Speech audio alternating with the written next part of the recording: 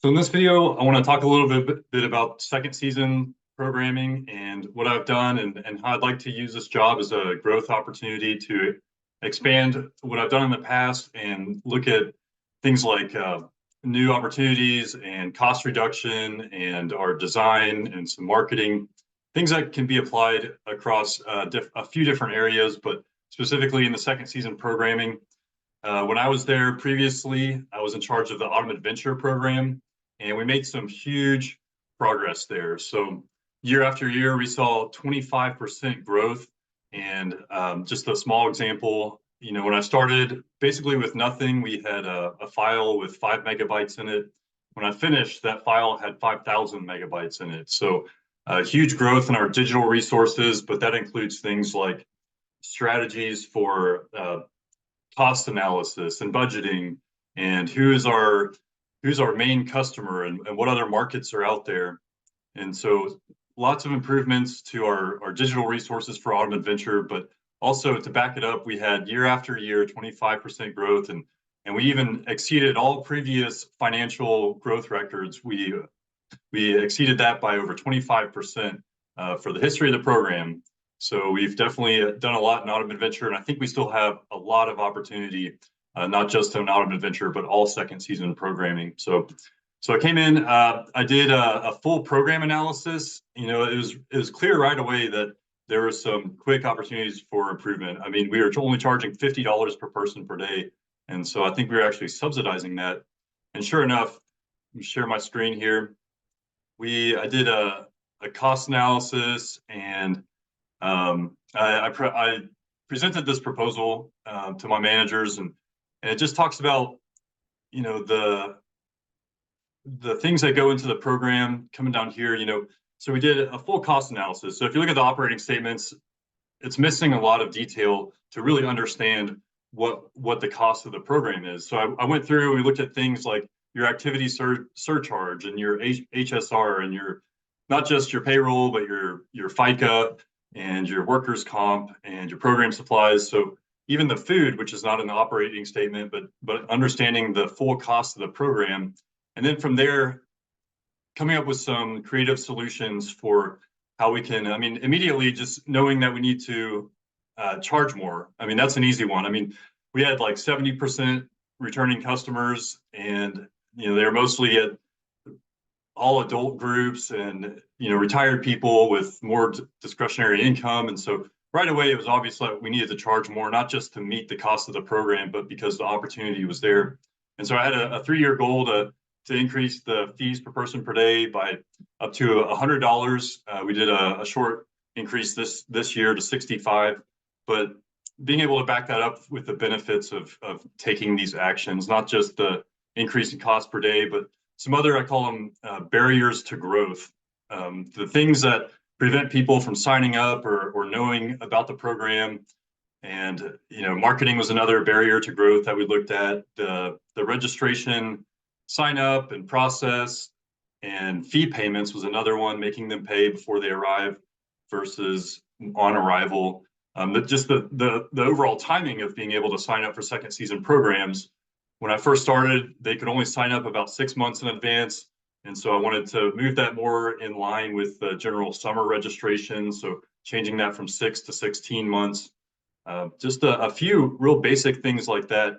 And then some creative ideas. I submitted a proposal with about 36 different ideas, about 3 dozen ideas of ways that we can improve, or just creative solutions. Some were just brainstorm fodder with just real out there ideas, and others were very real, likely to have financial benefits and other benefits that were worth exploring. So I presented that as well when I was there, and hopefully in this new role, I'll be able to re-come at those. I think we're still leaving a lot on the table with the second season program. So I want to go back to some of those ideas and propose those again, but just the barriers to growth, the full program analysis, and understanding our customers and potential customers, and then coming up with a game plan from there and a strategy with that solutions focused upgrades document. And so the budgeting and all that really comes back to my experience as Northern Tier's accountant for three years. I was their accountant, and I love looking at through the operating statements and analyzing the operating statements and trying to figure out what's not there.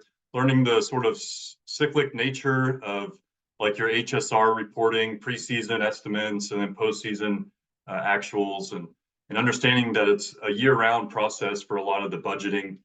But I remember sitting in FM1, and Tim Stanfill was there, and I looked at Florida Seabase's operating statements, and I was really surprised to see how different they were. And I love their strategy for if you can rent it or lease it or borrow it, that's the way they go. And the fact that they spend over $1 million in fuel every year is another surprise for me. But in general, your biggest expenses are always payroll, followed by food. Payroll is always by and far the largest one, and then food's the next one, and vehicles and things like that after that. But so not only did we increase the revenue dramatically in the autumn adventure, like I said, we went 25 above all previous years, but we also decreased expenses. So that was largely the payroll. Like I said, that's your number one expense. So I looked really closely at that, and then modeling our fee structure and our payment plan so that the crews had to sign up based on we changed it per person per day to a per crew fee to sort of understand our fixed costs. Your fixed costs are like your vehicles and your staff. And so trying to maximize your fixed cost and then having a really tight schedule by booking them earlier, having their fees paid earlier, we could schedule a lot tighter. And so understanding our staff needs from there. And sure enough, after we changed that pricing structure, not only did it kind of naturally incentivize crews to add participants. And so we saw that every crew in the fall added at least, it was an average of like 1.2 participants per crew. So a dramatic increase in participation per crew. And then of course your revenue, but then also our ability to reduce costs based on some of those fixed costs like your vehicles and your payroll. But as far as the registration process, so I was a registrar at Northern Tier, and I'm going through this right now at Main High Adventure with our registration systems and process and design. But I talked to Tom Helming for a bit, seeing what we could do there. I think one of the biggest barriers to growth is just the fact they still have to print out a form and fill it out and mail it back in. So I did do a fillable PDF, but I think migrating that onto the same system as our other registration just makes sense to me, having one landing spot for all that. So that was sort of my push. And I talked to Tom about that, and he made it sound like it was going to be pretty easy. And so I'd like to look at our, not just Autumn Adventure, but in the second season, all of those second season programs, having them on one landing page, I think just makes sense for customer, ease of customer registration. It can be a barrier, I think, to some people. Like I said, other barriers like marketing and your registration timeline, and I'll talk about marketing here in a bit, but just lots of moving the timeline in general, a lot of things, but the second season programs, moving it earlier, it helps you recruit more. Once they sign up, it helps them recruit their participants more. And so there's lots of trickle down benefits to moving that timeline earlier. Two, I mean, when you're marketing, the best time to market is to those participants at the end of their trek, because that's when that's when your impact is greatest, is right there at the end.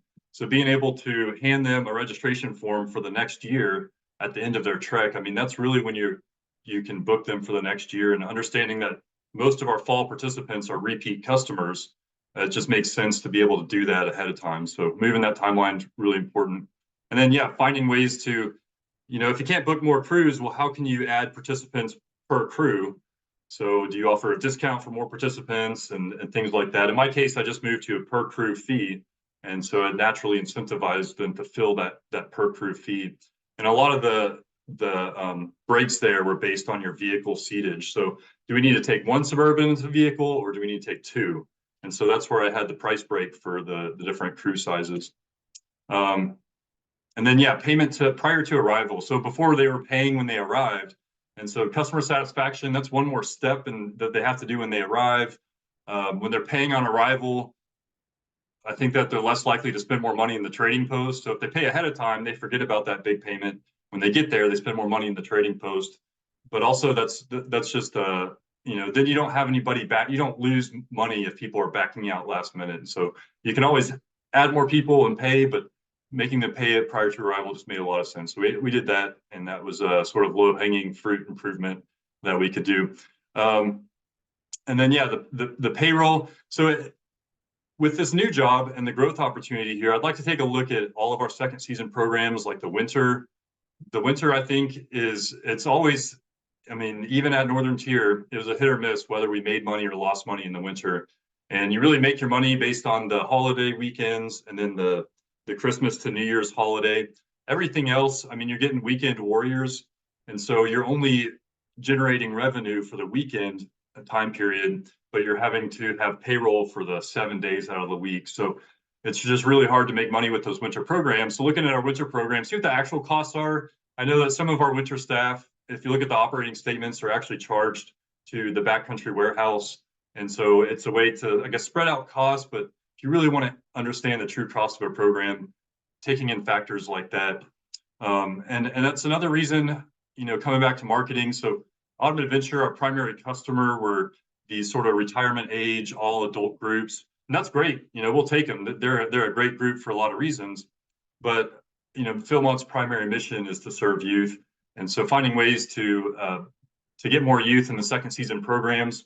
And I know when I came out here to Philmont in 2005 and 6 for Phil Break, that's when I first saw the opportunity for the Arrowhead patch, because we got this triangle patch, and I said, what, there's no Arrowhead patch in spring break. And that just it seemed like just an easy opportunity for, why not do that? And so I brought the Arrowhead patch and the Triple Crown qualifying. Those were incentives for crews to try and do that in the second seasons. And I think especially for the Phil break and the spring breaks, that's really taken off a lot. But we also got some of that in the Autumn Adventure. But some of those sort of just, maybe it was just having a fresh pair of eyes to see it, or it is my experience. But coming in and seeing what we've done, how we can expand upon that, but then also continue to grow it. Like I mentioned that program with 36 different ideas. But also coming back to sort of the fall registration platform, having one registration site for all fall programs or second season programs. It just, there's a better way to do it in the second season across the whole Philmont, but you're trying to figure out how we can best do that as a team. And that's obviously above the pay grade of this full-time employee. It'd be, the general manager and his cabinet, but as a team, what can we do? And just thinking out loud. I know in Autumn Adventure, we really worked closely with the PTC team. We tried to break down the walls and see how we could collaborate. And so and I call it the sort of all fall staff, having all fall staff in one big group, and then tooling that group for lots of different purposes. So with our Autumn Adventure guides, we talked to Dave and we said, why don't we just train them to give tours in the museum? Instead of having to book a museum staff member to give the tours, let's just teach the guides how to give a basic tour. And that means it's customer service, because that means that we're more flexible with our time. There's less full-time payroll and communication and opportunity for miscommunication between myself and Dave. And so tooling the staff with more experience is also a way to develop them further. So whether it's their next summer role or just future professional goals for them, you're building their skill sets in the fall. So pooling the fall staff and then tooling them for different program. I mean, even conservation. So our fall staff, we had a crew, Autumn Adventure Arrowhead crew that wanted to do conservation.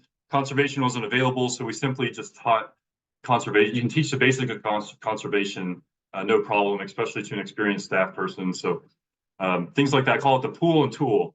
Pool your staff, tool them, and then there's opportunities to have the streamline and just the simplification. And I think that there's a lot of sort of synergy that can happen there. But obviously that would have to happen at a higher level involving multiple departments. But from the customer service, registration, and onboarding, the scheduling, you have one person scheduling all your resources, your vehicle resources, your facilities, your staff. There's a lot of time communications or time savings with communications.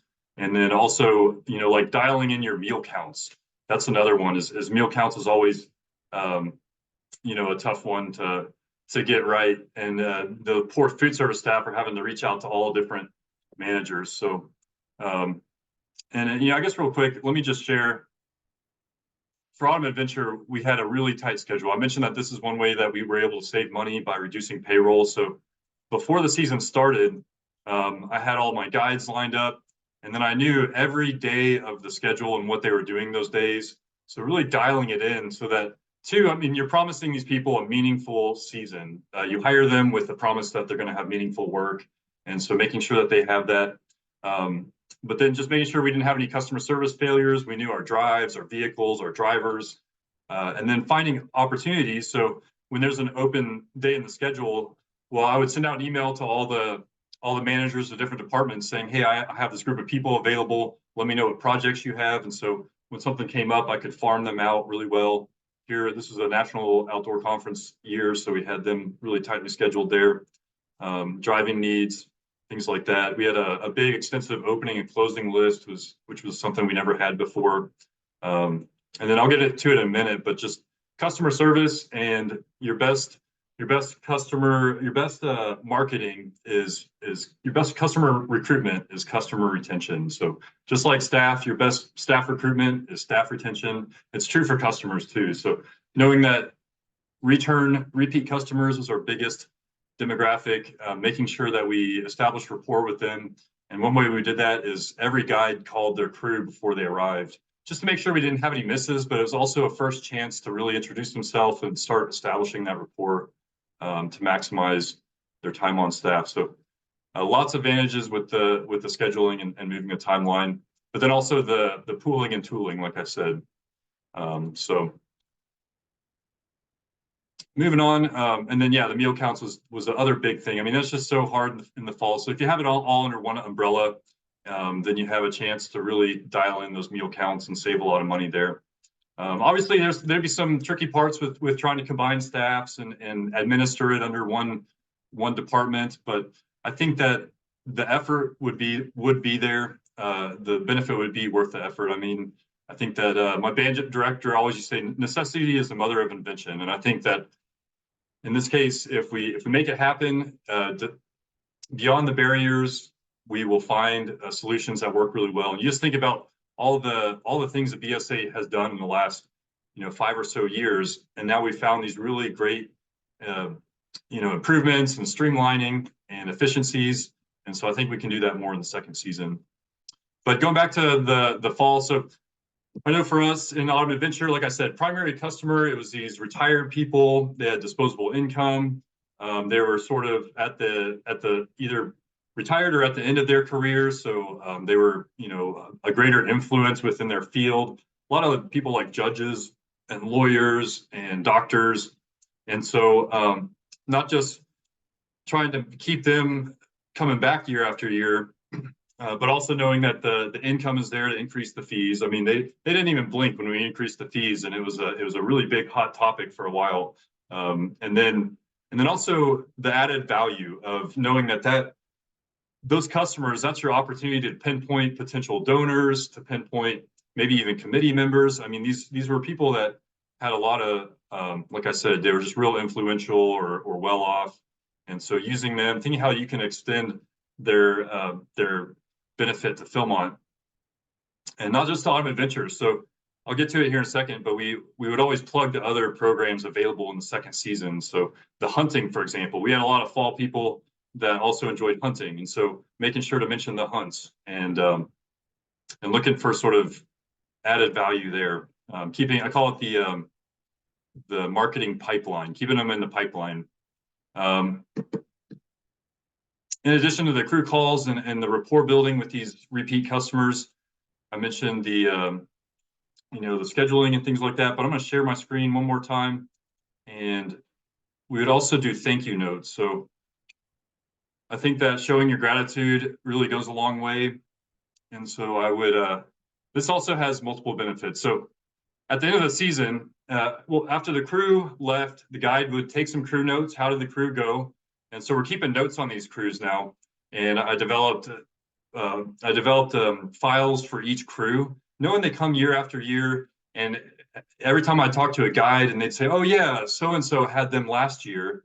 Well, I figured out that, hey, we better start keeping notes on these people. And it just helps me know, what they liked, what they didn't like. It helped give me some little tidbits so that when I reached out to them, I could have a personal note, like on this example. See if I can zoom in here. I enjoy it. So I take notes after I try. I enjoy chauffeuring your crew around, and so it just let me have that personal touch when I reach back out to them to get them for the next year. But I also not only retain the information in a permanent crew file, but I had that the guide write a handwritten thank you note at the end of the trip, and I took a photocopy of that, included that in the file, and then I wrote him a handwritten thank you note.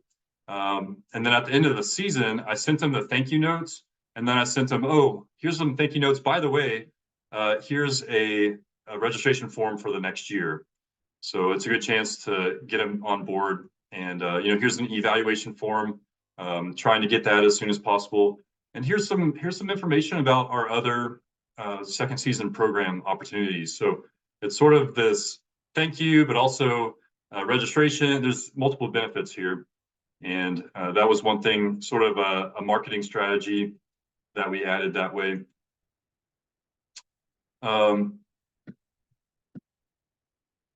So yeah, increasing the fees, trying to get to really the fees should match our summer fees. I mean, in the fall, they're really getting this custom, personalized experience. We did a lot of added value programs in the fall. When I came in, it was just hiking, but our facilities are out there in the backcountry.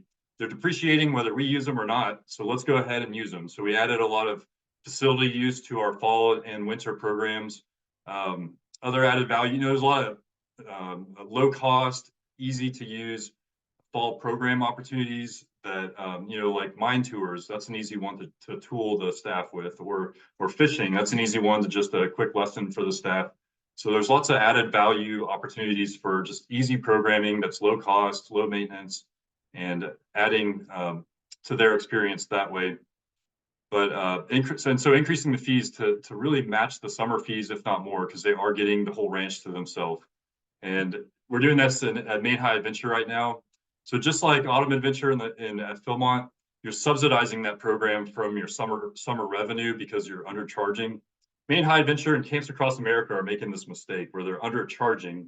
And so then they think that they got to keep lowering the cost for the customer, but then they can't afford to upgrade their equipment and they can't afford to pay their staff more. And so they're slowly spiraling their quality as they try to decrease their cost. And so let's keep the cost what it's worth, and recognize the value of the program and then go from there. So Main High Adventure, we've increased the cost 40% since I've been there, and it hasn't affected, we've had our biggest signups ever. So it hasn't affected our signups at all. And then that gives you more income to help the crews that need help. And so there's a benefit there.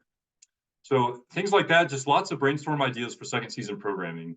So not just the administrative and the design setup part, the marketing, but then also the looking for new customers, new program ideas, exploring new markets. And so we did this a lot with the ideas that I submitted, but in addition to things like the Arrowhead Award, using our facilities better, adding these sort of low cost, low skill programs like the mine tours.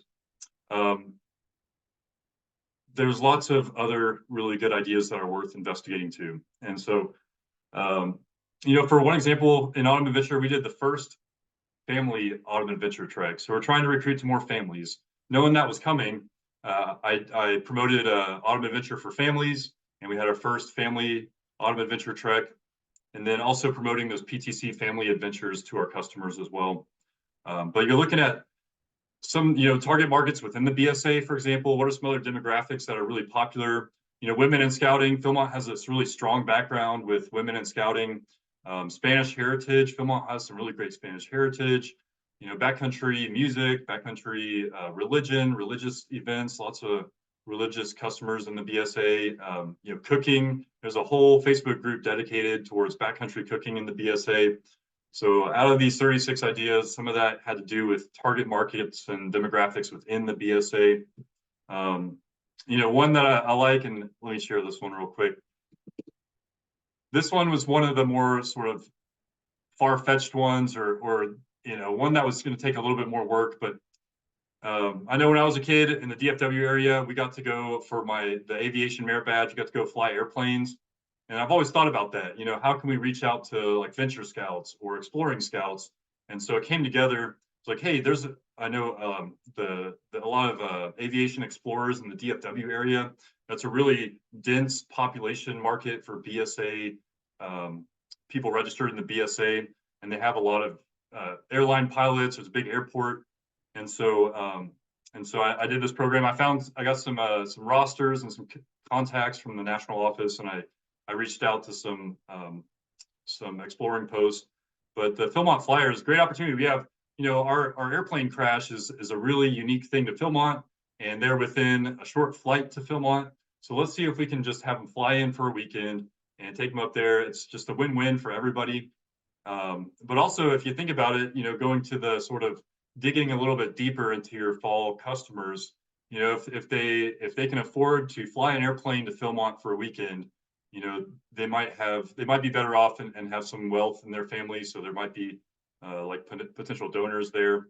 And so every idea that I came up with had this sort of, initial idea, but then there was something deeper there. Like, how can we take it one step further? So the Philmont Flyers, and looking at our existing resources, we have some things like our mountain bikes. At the time, we had our ATVs, and I did my best to get rid of the ATVs, just the cost and the risk. But at the time, if we're going to have them, if we're going to have those expensive program items, let's go ahead and use them. So I added ATV and bike packing. I'm not sure if I was actually able to add it or not, or if it was still in the figure it out phase. But that was one way to get that into the second season programming, and it had a dual purpose as well. So looking at summer safety and our response time to hasty situations, especially up in the Valle with the mountain bikes, being able to use them to respond to emergencies. So bike packing, you have the panniers, and you can have flashlights and first aid kits that fit in that. And so we went ahead and just bought a few things to try out. And so I don't think we ever got it set up in the fall, but we were able to still use that in the summer. And sure enough, it came in handy the next summer when we had some hasties up in the Valle Vidal, and the Whiteman Vegas staff was able to respond to that. So yeah, and that kind of reminded when I heard Philmont had this the Jeep program, I was like, yes, that is it. I mean, those Jeep people are nuts, and Philmont is really cool, and for a place for that. And so I thought that was a neat idea. I'm not sure how it all worked out or anything like that, but I thought it was a neat idea. So leveraging those sort of resources, but also our, like I mentioned, like our Spanish heritage, Abreu, we have a lot of neat programs and facilities out there that we run. And so let's sort of leverage those. And so some of the other ideas included like astronomy, coming out to Philmont with no city lights. And we have this great astronomy program with these expensive telescopes. Astronomy has some people with, like railroads and trains. There's people that just go nuts for astronomy. And so maybe we can have like an astronomy event. There's some meteor showers in the second season. And as the days get shorter, so this is another way to sort of maybe extend your fall programming later into October, having some sort of astronomy event where you're recruiting from that new market. I know Florida Sea Base actually has a really successful astronomy event. And so that's something that we could do. Government, anytime that you can recruit something that's government funded, that's an easy way to get money. I know at Maine High Venture right now, we're looking at the Coast Guard treks.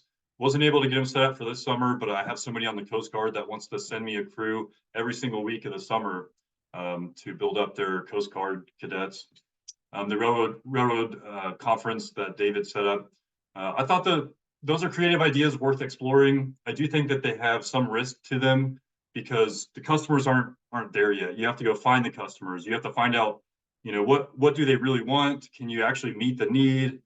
Like railroad, there's other really great railroad sites across America. And so you really have to have Philmont people or scouting people that are really into railroading and willing to commit to that.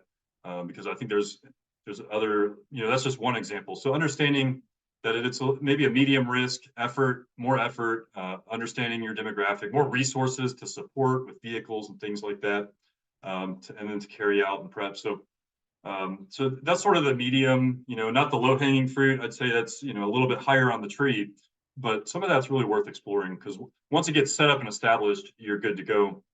But we do have at least one group at Philmont that is sort of in line with these industry promotions or your specialty promotions in the second season.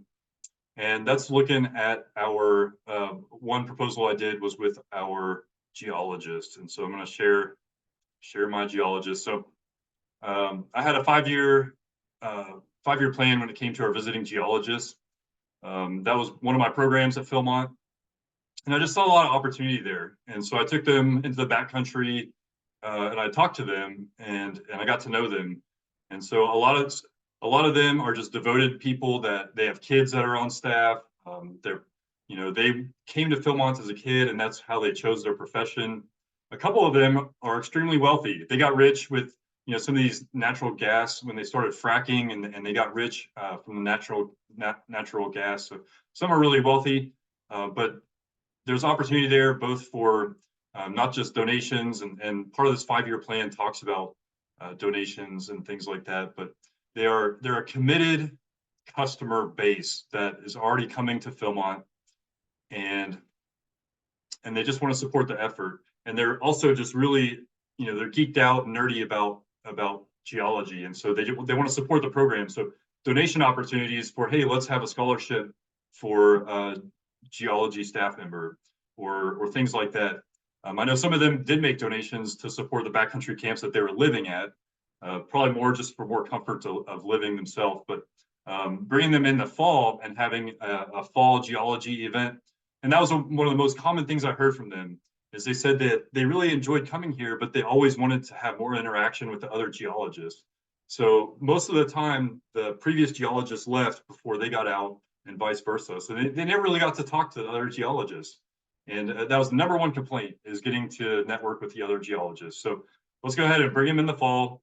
Once again, late October is the best time to do geology because you're trying to wait for all the leaves to drop. So it extends your fall program. You have payroll in late October that you're actually generating revenue with. And so being able to extend your fall program, but you're accomplishing their goals of networking, their goals of coming back to the ranch, and also bring a friend, recruit your coworker, recruit young people, a chance to reinvigorate and bring in more volunteers to the geology program.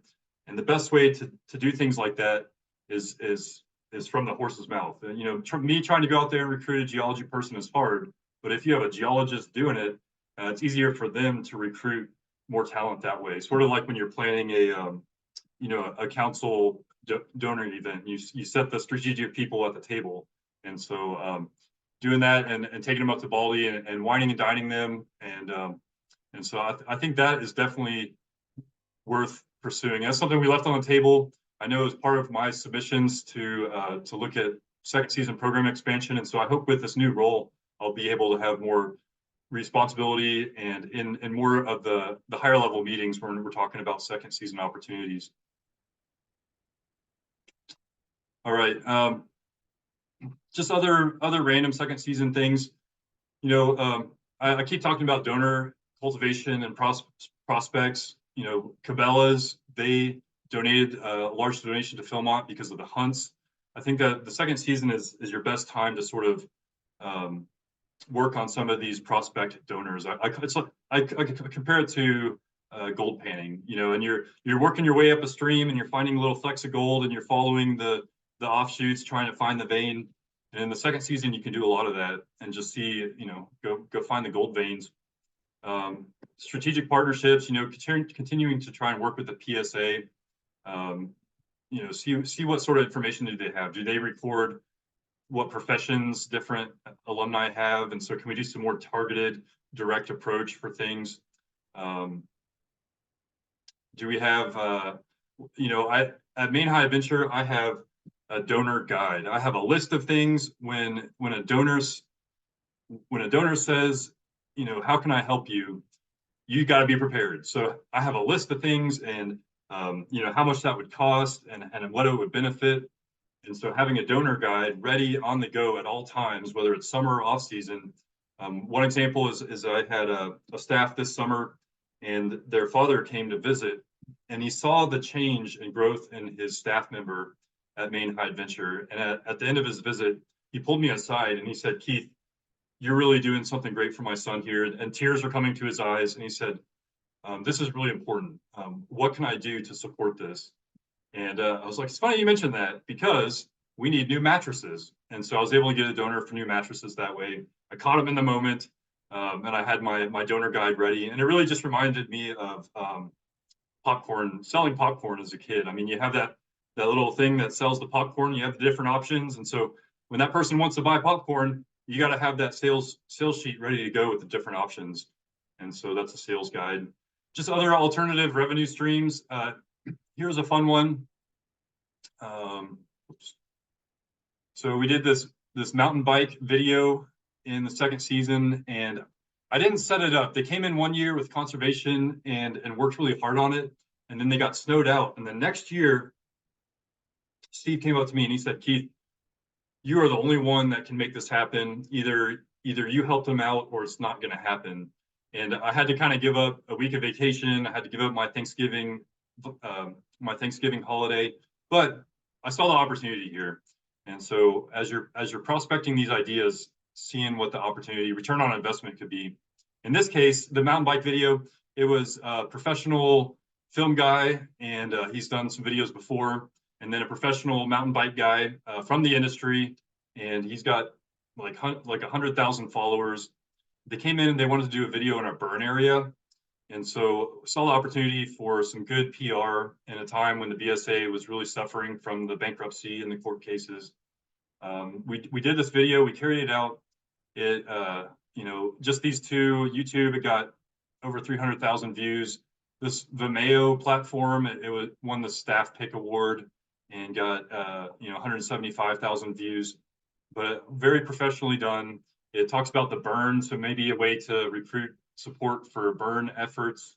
And then it brought in these new markets. I mean, these professional mountain bikers, video people. Teton Gravity was one of the funders that, they're famous outdoor action videos company, and so lots of just different added value there.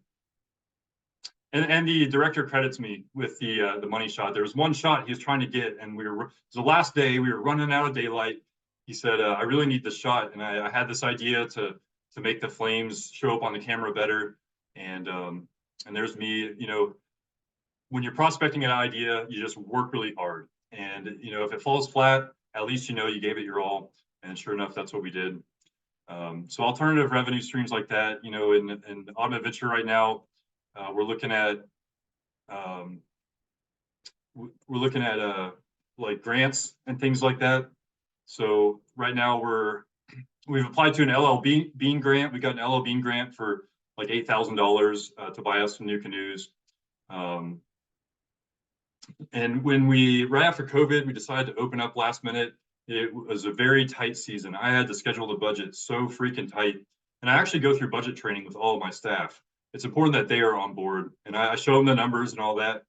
But I mean, we were so tight that one alternative, not revenue stream, but support method to support your cost and cost reduction. We took food from the food shelf. So we were so tight, and the program was so fragile. The food shelf had extra food, and we took it and we used it. And so sometimes you got to look outside the box to find your cost reductions and your revenue streams. And thinking about, and I'm sure it comes up every once in a while, but conservation's done a good job at this. But do you just hire a seasonal staff grant writer? And even if they're motivated, maybe motivating them further by offering them like a 10% commission. And I think that if you tell them, hey, if you want to do grant writing, this is a great resume builder. But oh, by the way, with 10% commission, if you do a really good job, you could make more than the general manager. And if they're getting that much grant money, because there's a lot of grants out there, but if they're getting that much, then you're benefiting 10 times that amount. So opportunities there. Donor cultivation. So Maine High Adventure, we had a work weekend and then we start our season. So the alumni and the properties committee come in for the pre-camp inspection and a work weekend, and then the staff start. And I said, what a great opportunity if we just combine both of those so that alumni can recruit the staff staff can be more engaged in some of these projects and feel ownership of the base. It's just a great networking opportunity. And oh, by the way, sure enough, because the alumni had brought in a couple new people this year, they interacted with the staff, and that brought in those new people onto the committee. Talking with the staff, it just rekindled all that enthusiasm they had from years prior. And this gentleman and his wife are very successful engineers, and towards the late, middle, early end of their career, I mean, they're going to be able to retire early. And because of the impact that we made, I got my first large donation. So I got $100,000 donation from this person to fund a couple of vehicles. And it was all because of the trying to find those added value, relationship building. You know, when you can tie their heartstrings to something, that's when you can tie to their purse strings. So that's another advantage for the second season. Coming back to marketing. So marketing is another one of my biggest skills and strengths with my experience. I mean, I talked about staff recruitment in a previous video, but staff recruitment and retention is just almost the same as customer recruitment and retention. So, for Autumn Adventure, for example, the most common thing that I would hear from new customers is, yeah, we didn't even know it existed. Oh, it's the best kept secret in the BSA. And so, you never want to hear that because you want everybody to know about it. And so finding ways to promote it in the summer, in the summer is when you have your captive audience, and when you can really push it, when they're really enthusiastic about their experience in the summer, thinking about coming back in the fall. When you're driving the car, you can get some ideas from people. Hey, do you have a fall break with your school? Oh, you're homeschooled. What do homeschools look like? Can they benefit from coming to Philmont and having a regional conference or something? But captive audience. So this the last summer I was there, we added. I saw that our advisors meeting, our nightly advisors meeting, we talked to every single advisor that comes through Philmont, and we're missing a big opportunity there. So I added second season promotion to that advisor script, just a sentence or two to talk about the second season. And then, of course, in the parking lot, questions and things after the meeting, that's when you can start talking more like second season detail, but also donor, volunteer, prospecting, and recruitment. And I think I found a couple like climbing resources. And I said, hey, maybe you're in Texas. Why don't you drive out here in the fall? Let's go look at the climbing program. And so seeing second season opportunities and promotion in the summer, that's one marketing tool that I developed. Another just added value marketing tool, and I just like this example because it was one of the most successful marketing things that I've done since I've started my career. But that was on Northern Tier. So Northern Tier, I came up with this idea to, we made these postcards, and the front of the postcard had a really pretty picture, and it said, like, because of you, this happened. And then on the back, we gave a postcard to every single participant that came through Northern Tier that summer. And we just said, write whatever you want. And it says, because of you, and we left it blank. And so every kid and adult wrote something on the postcard. We took all those, we pulled them out. Yeah, there was some waste there because some of them were, just were inappropriate or just picture, whatever the case may be. But it had so many benefits to it. And so as we were looking through them, that's your marketing content. There are some really creative things that we wouldn't have come up with. So you're generating marketing content from just a huge, diverse amount of people, 6,000 people that summer. And some of them are real funny, others are real heartfelt. And so they feel customer satisfaction and loyalty. So engaging them in this exercise, they get a chance to reflect. And we did this at their last dinner. They got to reflect. It gave them a chance to say thank you. And when they're doing that, you're building loyalty that coming from the horse's mouth. So it's a more credible marketing statement. I say something and they're like, yeah, you're trying to make money. And so when it's coming from them, it's easier for them to sell it to their friends. Word of mouth is the strongest marketing tool, recruitment method that we have. So it's more credible, it's more authentic, and it's more impactful when it's written from them in their handwriting. So as those would come in, we would scan them, and then we can use that directly for social media, for other direct mailing or promotions or marketing. So we're getting lots of marketing content. We're building the customer satisfaction. And then it's the least expensive sort of direct mail method. So it's nice when you're marketing, you have different methods, because some people, they get letters and they read those. Some people are on social media, the more methods that you can use for marketing, the better. But direct mail is really expensive compared to other ones. But postcards, that's the cheapest direct mail that you can get. So postcard, and that's what we do that at Main High Adventure now. So we used to send out these big packets, and I just moved that down to a postcard, because you're just trying to get your brand in front of the customer. The more times you can, they can see that through the off season. You're trying to get them. I think it's 6 times is how many times you want them to see it before it really takes footing in their brain. But so yeah, cheapest. It's cheaper. Diversity of methods. So, and then what did we do with them? Well, we took them. We mailed to every single scout executive, all the professionals in the national office, people that were not on the front lines. They're way far back from the front lines and getting to witness that impact in the field. So you're sharing that impact with people that haven't experienced it in a long time, and so you're also sort of rekindling their love for the program and their excitement. And I know for me, this example here is one that I took, and I took a photocopy of it. And this has been over a decade, and I keep this on my desk. So whenever I have a tough day at work, and sometimes you want to throw in the towel, I come back and I read this, and it just shoots me back up to 100%, because this brought tears to my eyes when I read it. This is exactly what you're trying to do, and when a parent tells you this, it's really impactful. So I keep this. I share it with my staff as sort of an impact statement. And so so all those people, our volunteers.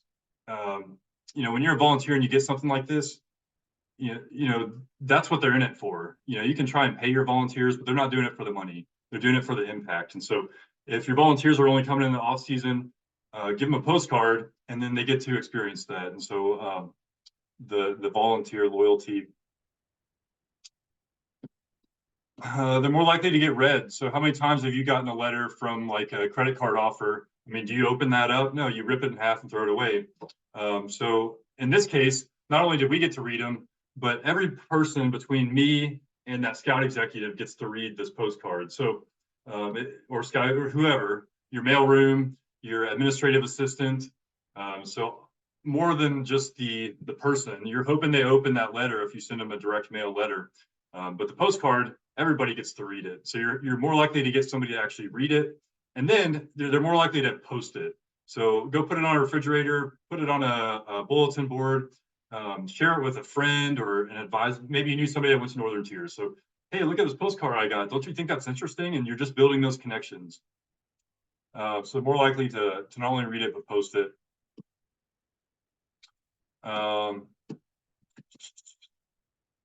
Yeah, word of mouth. So there you go.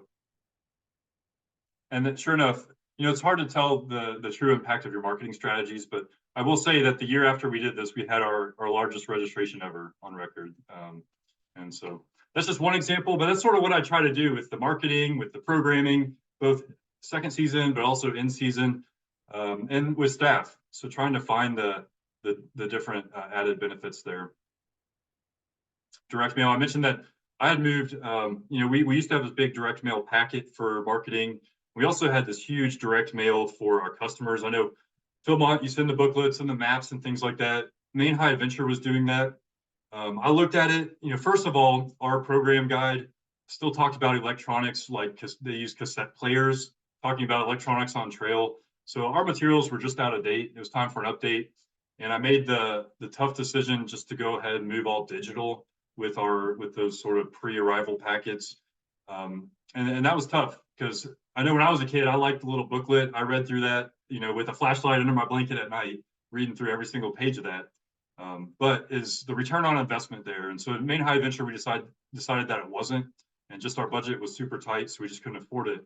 and we moved it all digital, and I haven't had any negative feedback, and so it wasn't a problem. I'm sure Philmont probably looks at the overall cost of their mailings and understanding the printing cost, the staff costs, the stuff, the packets, and then the postage, of course, the time delays, the maybe the inaccessibility of some things for the whole crew to get, and the ease of doing it online. So just looking at that and return on investment, I'm sure that gets checked, but it is an opportunity.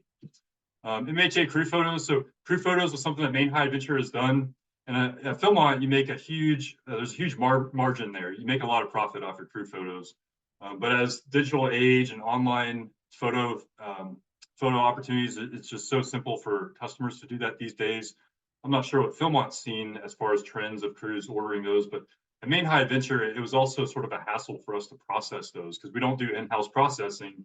So you're trying to take the photos, go to like Walmart, get them printed before the crew comes back, and you're losing money with your gas mileage. And so I decided that we were only making like $1 a photo or something like that. It just wasn't worth it. But what we could do is strategically use our photos for other benefits. So instead of having them purchase the crew photos and losing $1 per person, I offered them the photos for free digitally. And so at the end of the summer, I reached back out to every single one of my crews with a thank you email. Oh, here's your photo. And so that's one more, you hit them with Maine High Adventure one more time at the end of the summer. And so that's one, contact point in the off season. And then thank you. Here is something for you. Now, what can you do for me? So thanks. Here's your photo. Do you have any photos that I can have? And marketing content is hard for us. I am the marketeer of Maine High Adventure. I do all the social media and everything like that. So do you have any photos for me or videos? That's another tough one for Maine High Adventure is videos. Are you interested in promoting Maine High Adventure in your area? Would you like to become an ambassador? So they could be an ambassador. And then, oh, by the way, here's our registration for the next year. If you're interested, I'll hold your dates and you can book later and pay your deposit later, or share this registration with your friend. And so I gave them sort of digital packet email at the end of the season with a photo as a way for them, and now they pay you back with your content or marketing or ambassador or recruitment. So added value there. Finally, just marketing and opportunities in the second season. I know it's a BSA-wide initiative and topic of discussion, and I know Philmont's talked about it, but at Maine High Adventure, we're trying to develop a plan for accepting non-BSA customers, new markets, and recruit non-BSA groups to come to Maine High Adventure. How are we going to do that? Who are we going to target? Like I mentioned, the Coast Guard, Academy Treks, church groups. I had a couple church groups interested this last summer. And so I talked to my scout executive, and National really needs to come out with a defined way to do this. But I mean, the BSA has gone from 3 million people in the last 20 years to 1 million people registered. And so understanding that we're dealing with a shrinking customer base, and it's unfortunate, but we should understand it as it is, and that's why we're reducing our costs and making some tough decisions, because to be successful in a smaller market, you got to do some things like that. Then the growth strategies of looking beyond our customer base and how do we do that. So we're gonna at Maine High Adventure, we're gonna promote the Maine High Adventure trip as is. We're gonna have just a separate platform to more target these just non-BSA groups, to take out some of the jargon and things like that. And then sell it. We just include the BSA membership in the cost of the program. I mean, a lot of your private outfitting companies, they charge like twice our prices already. So you can increase your prices to those other markets and then sell it as a come and do this. And oh, by the way, you get a free year-long trial membership to the BSA. So the year-long membership to the BSA is added value. They don't see the fees because they're built into the fee structure. And then you just include the BSA application as part of your paperwork. So by then they're committed, and you say, oh, by the way, here's the paperwork to finish your registration. And you have it up front, but you don't put it as your number one up front. You sell them on the program, and then you include it in the details. And so have them fill out that form. And if they say anything, you just say, oh, well, it's just a simple form for liability and just a very basic background check just to make sure that, you can work with youth. And so understanding how we can get those customers on board, what's a safe way to do it? I know trying to do this pre-bankruptcy was frowned upon, trying to just buffer your BSA, your numbers and your counsel. But now I think we need to flip the strategy around, because when you do this, now they might stick around. They might say, hey, BSA is a lot of fun. Or they might go home and say, hey, I'm a member. Let me just get more involved and see what else is there. And now you've recruited new membership to the BSA going that route. So flipping that backwards, I think, has advantages. But with Philmont and our growth there, and my growth opportunity with this new role, and exploring in a different video, I talk about our taper at the end of the summer, our crew loads decreasing, and how we can carve out a part of the ranch. Have a lot of benefits. 50,000. I call it the $50,000 idea, but benefits to cost savings and customer satisfaction. But oh, by the way, you're carving out a piece of the ranch to promote to new growth opportunities, like a cross-country camp, which I know Philmont has done, or like geology field camp. The summer is when people are trying to do these things. Philmont's greatest asset is our land, but in the off season, we can't access a lot of our market because they're tied up with school. And so if you can carve out space with our greatest asset, our land, in the summer season, you open up more room for these specialized events and non-BSA customers. And so geology field camp, I think, would be an easy one, but something worth looking at. The cross-country camp's already been done, and that was successful. So just something else I'll be looking at. Once again, just wanted to share some of my experience, my thought process, the sort of depth to some of my growth opportunity mindset, and then some real areas of improvement that we can make for our second season programming, as far as cost reduction and streamlining our efforts, and then our ideas for growth and things like that. So once again, thanks for joining me for the video. If you have any questions or want more detail or documentation, I'm happy to give that to you as well. Thank you.